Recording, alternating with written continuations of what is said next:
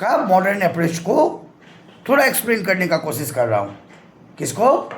Modern approach को। Modern approach is also called American approach. There are the two approach, one is approach is English approach, another is called American approach.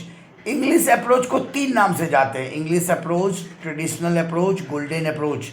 तो on the basis of golden approach, on the basis of English approach, accounts are classified into three types: real account, nominal account and the personal account. Real account ये भी पढ़ाना पड़ेगा, लेकिन मैं अभी modern पे थोड़ा फोकसिंग डाला हूँ, तो मैं मॉडर्न अप्रोच को ही डायरेक्ट जाऊँ।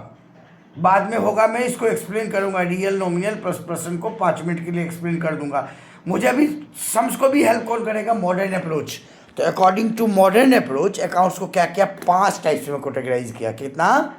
क्या क्या है? Assets, liabilities, capital, revenue, expenses. क्या क्या है sir? Assets, liabilities, capital, revenue, expenses.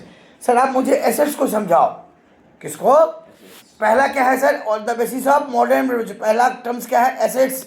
Assets means क्या? All the properties of an owner. दुनिया का जितना भी प्रॉपर्टीज है, ये फेन तुम्हारा प्रॉपर्टीज है, ये गोल्ड प्रॉपर्टीज है, ये बस प्रॉपर्टीज है, ये ट्रक प्रॉपर्टी है, लैंड प्रॉपर्टी है, बिल्डिंग प्रॉपर्टी है, मशीन प्रॉपर्टी है, फर्नीचर प्रॉपर्टी भी समझाना। All the properties of an owner, all the. मैंने मॉडर्न अप्रोच को एक्सप्लेन करने का कोशिश कर रहा हूँ ना। सबसे पहले कि on the basis of modern approach, accounts are classified into 5 types. पहला क्या है सर? एसेट्स। एसेट्स मीन्स क्या? All the properties of an owner और any money refundable in future. मैंने बिल्डिंग को बोला सर एसेट्स है, फर्नीचर को बोला एसेट्स है, लैंड को बोला एसेट्स है, मशीन को बोला एसेट्स है, फेन को बोला एसेट्स है ना। गुडविल क्या होता है? Reputation of the business. Goodwill क्या होता है? एसेट्स। एसेट्स को दो तरह से, एक क्या है? All the properties of an owner और एनी मनी रिफंडेबल। कुछ कुछ सर एसेट्स लगता नहीं है, but it's called an assets. कैसे सर? तो मैंने बोला बैंक बैलेंस। कोई बोलता सर ये तो खर्चा है ना। क्या है ये? एक्सपेंसेस है ना। लेकिन सर ये एक्सपेंसेस नहीं है। फ्यूचर में क्या होगा सर? रिफंडेबल है, any amount which is refundable in future. देखो दो में बोला मैं, एक LIC बोला। क्या बोला? LIC है। क्या बोला सर ने? LIC है। और एक बोला इलेक्ट्रिसिटी। क्या बोला सर ने? LIC ने मैंने गूगल पे किया 5000 रुपीज़, और इलेक्ट्रिसिटी भी मैंने क्या किया 5000 में गूगल पे किया। दोनों का दोनों एसेट्स है, दोनों का दोनों एसेट्स है सर। LIC एसेट्स है, जिंदगी के साथ भी, जिंदगी के बाद भी, फ्यूचर में रिफंडेबल होगा। दैट्स व्हाई LIC क्या एसेट्स है। इलेक्ट्रिसिटी क्या होगा? रिफंडेबल है क्या? इसीलिए क्या बोलते हैं, ये क्या होगा? एसेट्स। एसेट्स कौन होगा? जो या तो प्रॉपर्टीज होगा, डायरेक्टली समझ गए, that is the property means assets. लेकिन कुछ कुछ टर्म्स ऐसा होता है sir, investment. How we clarify that the investment in assets as the amount are invested in the market due to the receiving more than the invested amount. हम लोग क्या करते हैं? फ्यूचर में क्या करते हैं? अमाउंट को इन्वेस्ट करते हैं। फ्यूचर में क्या होता है? उसका अमाउंट मुझे मिलता है, इसीलिए क्या होगा? एसेट्स। LIC क्यों है? क्योंकि फ्यूचर में रिफंड मिलता है। जो फ्यूचर में रिफंड न मिले उसको क्या बोलते हैं? जो वो एसेट्स नहीं होता। मुझे एसेट्स को समझना है। एसेट्स को समझ में आया? अच्छा से एसेट्स क्लियर हुआ? डाउट? दूसरा क्या होता है? लायबिलिटीज। क्या होता है sir? Any amount which is liable to pay in future. कोई भी अमाउंट अगर मुझे फ्यूचर में पेमेंट करना पड़ता है, कोई भी अमाउंट अगर फ्यूचर में पेमेंट करना पड़ता है, वो क्या होता है सर? लायबिलिटीज है ना। मैंने एग्जांपल दिया बैंक लोन। क्या बोला सर ने? Bank loan. We are taken a loan from bank ना। फ्यूचर में क्या करना पड़ता है? रिफंड करना पड़ता है, इसीलिए क्या बोलते हैं इसको? लायबिलिटीज बोलते हैं। एक टर्म्स क्या बोला? आउटस्टैंडिंग। क्या बोला sir? Outstanding. Outstanding there is the 2 words. जिंदगी में देखोगे 2 वर्ड्स मिलेगा। एक क्या मिलेगा? आउटस्टैंडिंग। क्या मिलेगा? Return out. क्या मिलेगा? आउट। क्या मिलेगा? आउटस्टैंडिंग। और ये क्या मिलेगा? एक्रूड। देखो मैं सिंपल भाषा में आउटस्टैंडिंग एक्रूड को समझाता हूँ। आउटस्टैंडिंग मीन्स क्या? An expenses which are made but not paid. Accrued means क्या? An income which are made but not. इसी में सिंपल में एग्जाम्पल दे रहा हूँ। सपोज मैं आपको ट्यूशन पढ़ाया, फीस मुझे नहीं मिला। देखो हम दोनों एक ही टर्म्स में, आउटस्टैंडिंग और एक्रूड के टर्म्स है। आप भी बोलोगे सर आपका फीस बाकी है, मैं 2 घंटे के बाद दे दूंगा। मैं भी बोल रहा हूँ बाबू अब आपका फीस बाकी है, मुझे 2 घंटे के बाद दे दोगे क्या? दोनों का म्यूचुअल अंडरस्टैंडिंग है, दोनों आप भी दोगे हम भी लेगा, बट मेरे के लिए नहीं मिला है जब तक an income which are made but not receive, that is called accrued. ये क्या है? फ्यूचर में मुझे मिलेगा, क्या होगा? एसेट्स। आपके लिए है outstanding and expenses which are made but not paid, that is called outstanding. What do you mean by outstanding? क्या दिखाऊंगा, कौन सा आउटस्टैंडिंग ऐड होगा? पहले तो आउटस्टैंडिंग का मीनिंग को समझो, इसीलिए मैं बैक क्लास करके मैं समझाने का कोशिश किया। बोलता है कि उसका 5 फंडा जिसके पास है बहुत चीज इजी कर देगा, 5 फंडा समझ में आए कुछ नहीं होगा।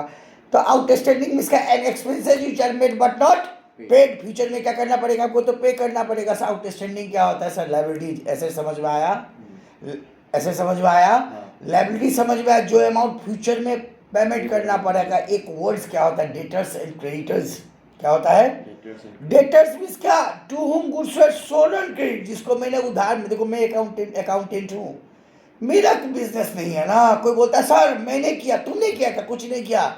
मैं एज एक अकाउंटेंट हूँ, मुझे पार्टी आके बोला देख सर वो पार्टी को मैंने सेल किया, जिसको आपने सेल किया, जिसको there is 2 types of sale. एक क्या होता है? कैश सेल, दूसरा क्या होता है? Credit sale. एक क्या होता है? कैश सेल, दूसरा क्या होता है? Credit sale. तो when the cash transaction are made, there is no relation between buyer and the sellers। जब कैश में ट्रांजेक्शन किया, भैया तुम हम पैसा दिया तो पेन मिला, पेन दिया तो पैसा लिया, देयर इज नो रिलेशन ना। But when the credit transaction are made, जब उधार में ट्रांजेक्शन होता है देखिए रिलेशन एस्टैब्लिश होता है। There is a relation of debtors and the creditors. Debtors means क्या? To whom goods were sold on credit. मुझे एक दुकान वाला आया, सर आप तो अकाउंट पढ़ाते हो, हाँ तो सर मेरे अकाउंट्स बना दो, रेडी टू टेक। मैं बोला ये पार्टी, दिखाया अरुण कुमार, में बोला अरुण कुमार कौन है? तो उसने बताया सर अरुण कुमार एक कस्टमर है जिसको to whom goods were sold on credit, जिसको हमने सामान क्या क्या उधार में बेचा है, उससे क्या होगा? फ्यूचर में पैसा रिफंड होगा। क्या होगा? डेटर क्या होता है? एसेट्स। कॉमन टर्म्स यूज होगा। क्रेडिटर्स क्या होता है? To whom goods were purchase on credit, जिससे हम लोग उधार में सामान परचेज किया, मुझे क्या लिएबल है, मुझे फ्यूचर में क्या करना पड़ेगा? पेमेंट करना पड़ेगा। सो क्रेडिटर्स क्या होता है? लायबिलिटीज होता है। समझ में आया? एसेट समझ में आया, लायबिलिटी समझ में आया। अब मैं अगर कैपिटल को अगर समझने का कोशिश करो तो देयर इज, देखो इन्वेस्टमेंट 2 तरह का होता है, देखो ना। Contribution made by owners towards his own business is called capital. देखो मैं दूसरे रिलायंस में जाके रुपया लगाया, दैट इज कॉल्ड इन्वेस्टमेंट। दूसरे जगह जो रुपया लगाया वो क्या होता है? Investment. Contribution made by owners, that is also called proprietors. Contribution made by owners towards his own business is called capital। Contribution made an amount now which is invested in the business, an amount a contribution made by owners towards his own, छोटा छोटा terms पूछेगा। a contribution made by owners towards his own business is called capital। ऐसे समझ में आया? Liability समझ में आया, कैपिटल समझ में आया। रेवेन्यू इसका any income derive from any source, दुनिया का कोई भी सोर्स से। कोई देखो कोई लोखड़ा से बेलतोला आ रहा है ना, लोखड़ा से। अब कोई एक स्टूडेंट लोखड़ा से लाल गणेश की तरफ जा रहा है, आप रास्ते में मिला, आप स्कूल से आ रहे हो, आप बोला सर को पैसा दे देना, रिसीव किसने किया? रिसीव किसने किया? मैंने कहा किया, मैंने रिसीव किया क्या? किसने किया? That is the revenue for you. Amount of income receive immediately. दुनिया का कोई भी सोर्स, पैसा किसका डजंट मैटर। 150 का पेन को आपने 200 में सेल किया, हाथ में माल कितना आया? है 200 रुपया आया भैया। वो तो 50 is the income, revenue is called 200। Amount which is receive in the any form, directly receive, future में रिसीव होगा तो एसेट्स होगा। Amount which are receive immediately, amount which is receive directly from any sources is called revenue. Rent receive, discount receive, whatever में भी receive is called revenue. Paid means का expenses, paid means expenses, paid means कोई भी loss होता है, दुनिया का कोई भी लॉस होगा तो क्या होगा? कोई भी अगर पेड करोगे तो क्या होगा? एक्सपेंसेस होगा। ऐसे समझ में आया? लायबिलिटी समझ में आया, कैपिटल समझ में आया, रेवेन्यू समझ में आया, expenses. There is the 5 types according to the modern approach, but there are the certain basic concept. Debtor समझा, क्रेडिटर समझा, जिससे फ्यूचर में पैसा पाना है इज कॉल्ड एसेट्स। क्या होता है जिससे फ्यूचर में पाना है क्या होता है? डेटर्स। डेटर क्या है? एसेट्स। क्रेडिटर्स जिससे उधार में परचेज किया, लिएबल है, फ्यूचर में पेमेंट करना पड़ेगा, क्या होगा? लायबिलिटीज। ड्रॉइंग्स क्या होता है? व्हेन प्रोप्राइटर्स और the owners, proprietor is called owners, withdraw from the business for private use, for personal use, for house hold use, for domestic use. When owner withdraw cash or goods from the business for private use, personal use, household use, domestic use is called drawings। क्या होता है? drawings। समझ में आया? एक terms क्या होता है? bad debts, है ना? क्या बोलता है? Amount of income do not receive with in the accounting period. Every business maintain an accounting period. मैंने उसे पैसा लिया, उसको पैसा नहीं दिया, जो पैसा अकाउंटिंग पीरियड में नहीं मिला, तो after the complete the account क्या हो जाता है? Bad debts. एक आता है डेप्रिसिएशन। देखो मैं ये अंगूठी यूज कर रहा हूँ, गोल्ड का है, जिंदगी भर यही नहीं रहेगा ना, धीरे धीरे इसका वैल्यू क्या होगा? रिड्यूस होगा। फिर यूज कर रहे हो आप, बाइक यूज करते हो, बस यूज करता है, कार यूज करता है, after the use, after constant use, after the expiry of the time, इसका वैल्यू क्या होता है? रिड्यूस होता है। तो gradual and permanent decrease in the value of fix assets. Depreciation एक आएगा, depreciation charge on fix assets, depreciation charge on fix assets, depreciation charge against profit, depreciation charge against profit, depreciation charge on fix assets.